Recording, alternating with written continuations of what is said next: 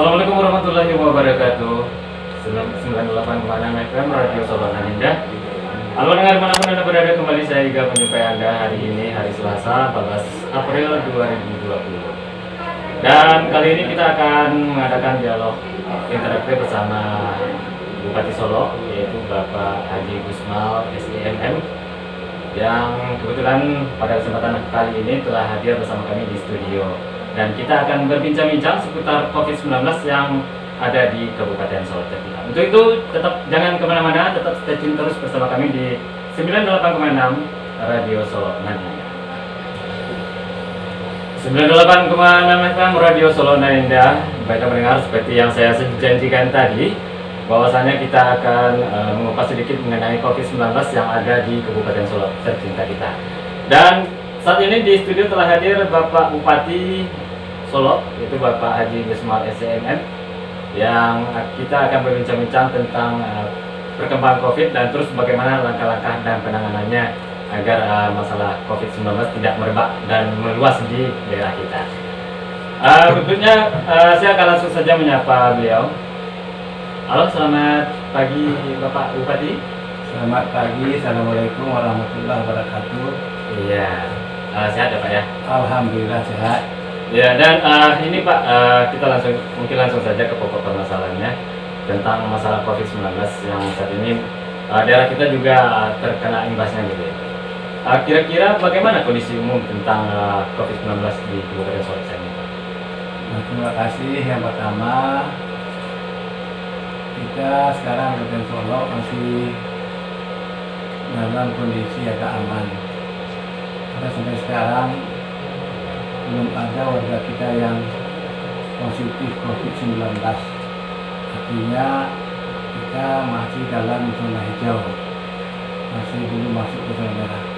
Karena itu pemerintah daerah akan selalu bekerja sama bagaimana kita bisa memutus rantai penularan COVID-19 ini di Solo, tentunya dengan dukungan semua pihak, termasuk dukungan dari seluruh masyarakat Kabupaten Solo, dukungan dari seluruh pemangku Kabupaten Solo, apakah itu LK Kabupaten Solo, MUI Kabupaten Solo, Majelis Ulama Nagari, Majelis Ulama Kecamatan, pokoknya semua tokoh masyarakat, semua yang punya kepentingan di daerah ini harus bersama-sama ikut mendukung apa yang sekarang dilakukan oleh pemerintah daerah agar kita tidak terjangkit oleh COVID-19 ini. Mudah-mudahan apabila kita bersama, saya yakin kita bisa menghindarinya. Iya. Terus Pak, terkait dengan penanganan kita dari pemerintah daerah kepada masyarakat untuk dalam rangka penanggulangan bahaya dari COVID-19 ini. Langkah-langkah pemerintah kita apa nih Pak selain yang kita lakukan? Terima kasih. Saya sampaikan kepada masyarakat Kabupaten Solo bahwa satu langkah yang paling efektif bagaimana coronavirus ini tidak menular ke Kabupaten Solo, tidak berkembang ke Solo, itu tergantung pada masyarakat kita secara keseluruhan. Masyarakat kita yang sedang berada di Nagari, yang sedang berada di Jorong. Apabila semua masyarakat kita yang ada di daerah di Nagari, Jorong disiplin dalam menjalani kehidupan, saya yakin sekali bahwa coronavirus ini tidak akan berkembang ke Solo. Karena itu pemerintah daerah sudah mengeluarkan banyak himbauan. Yang pertama, kami mengeluarkan instruksi bupati kepada camat dan kepada wali nagari agar di setiap nagari dibentuk satuan tugas efektif, yang mengawal semua penduduk yang datang ke nagari masing-masing. Karena itu salah satu tugas dari satuan tugas efektif nagari ini adalah data bagaimana mencatat, bagaimana menginventarisir setiap warga nagarinya yang datang dari luar. Karena sekarang banyak sekali perantau kita yang datang dari luar daerah ke Kabupaten Solo. Sampai hari ini sudah tercatat sebanyak 5.422 orang yang pulang di 74 negara di Solo. Walaupun sebelumnya Bupati Solo Gubernur Sumatera Barat, MUI Sumatera Barat sudah menghimbau kepada semua perantau agar jangan pulang bersama dulu dalam rangka mengurangi menurunnya COVID-19 ini. Tapi rupanya itu tidak semuanya bermanfaat dan akhirnya peserta kita banyak datang. Nah, makanya kita bentuk satuan tugas efektif itu dalam rangka mengawal warga kita yang datang. Setiap warga yang datang diharapkan mengisolasi diri selama 14 hari di rumahnya masing-masing. Karena kalau tidak demikian, kita tidak bisa menjamin apakah coronavirus ini ada terbawa oleh warga kita yang datang ke kampung halaman. Karena itu saya juga sekalian mengharapkan agar semua warga Kota Solo yang datang ke kampung halaman secara disiplin mengisolasi diri di rumahnya masing-masing selama 14 hari.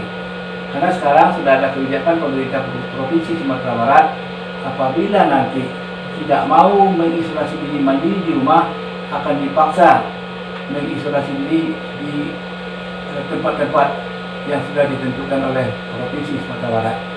Kemudian yang kedua, kita sebenarnya juga sudah mengeluarkan edaran kepada para perantau kita, bahwa kita harapkan perantau jangan pulang dulu demi menjaga keluarga kita yang di kampung.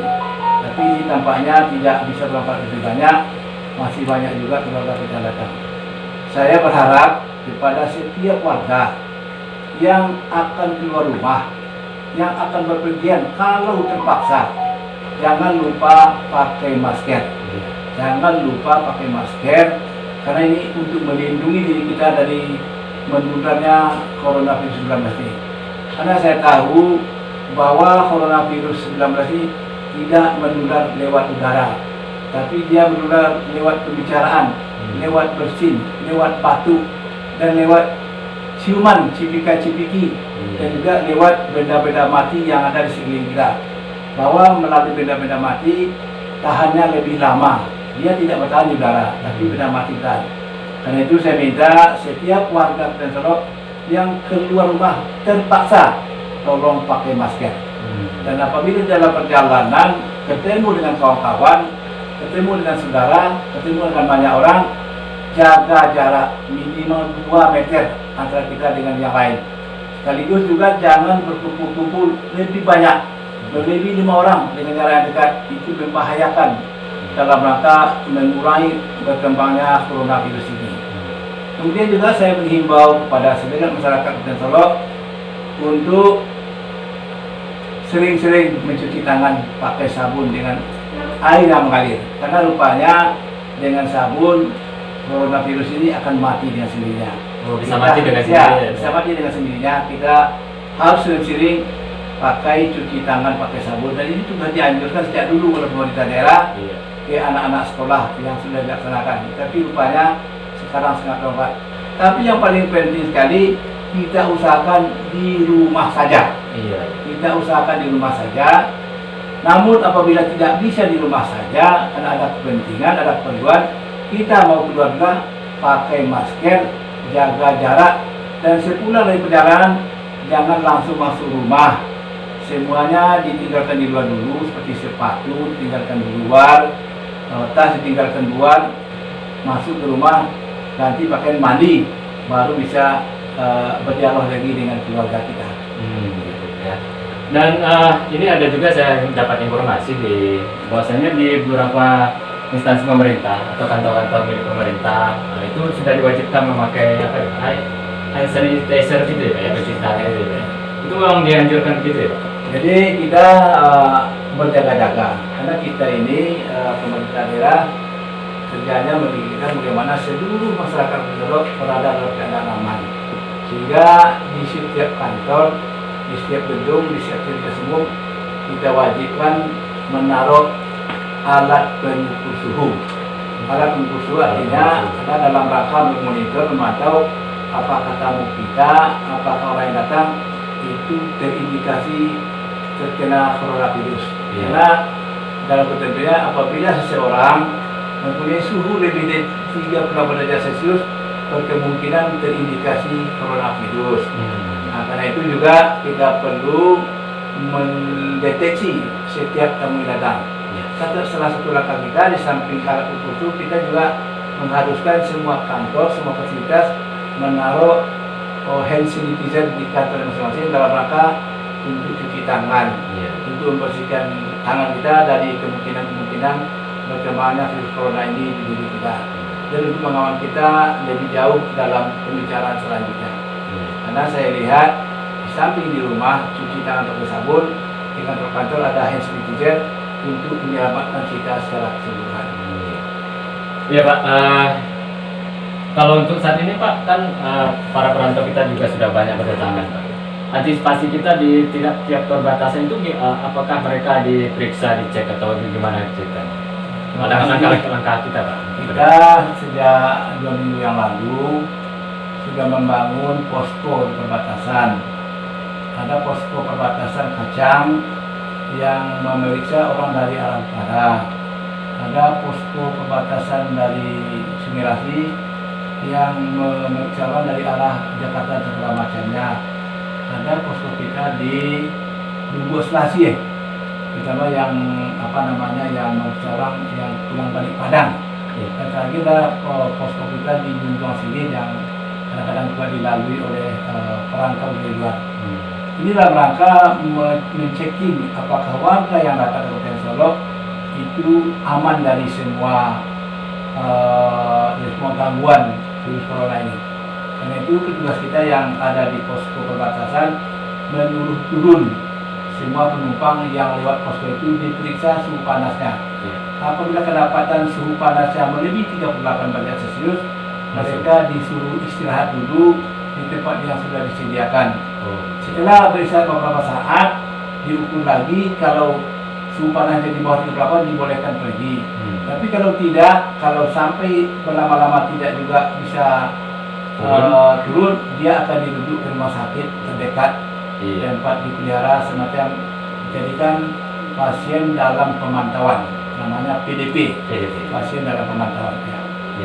Dan mungkin ini pertanyaan terakhir kita Pak, apa harapan dan himbauan Bapak pada masyarakat Kabupaten Solo terkait dengan adanya COVID-19 ini?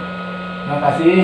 Yang pertama, saya minta kepada segenap masyarakat Kabupaten Solo ikuti saja anjuran pemerintah.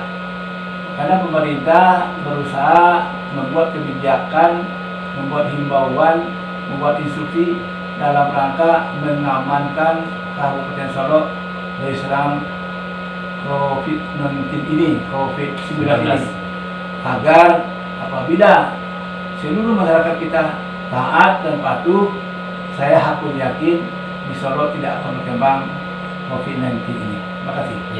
Terima kasih banyak Bapak Bupati Solo atas kesediaannya bersama kami di 98,6 Radio Solo Naninda pada siang hari ini, dan mudah-mudahan wabah COVID-19 yang ada di Kabupaten Solo kita bisa segera menghilang, dan masyarakat bisa aman darinya. Oke, terima kasih kembali Bapak Bupati dan juga Ibu yang telah hadir bersama kami di studio. Saya ucapkan terima kasih banyak dan Assalamualaikum warahmatullahi wabarakatuh. Waalaikumsalam warahmatullahi wabarakatuh.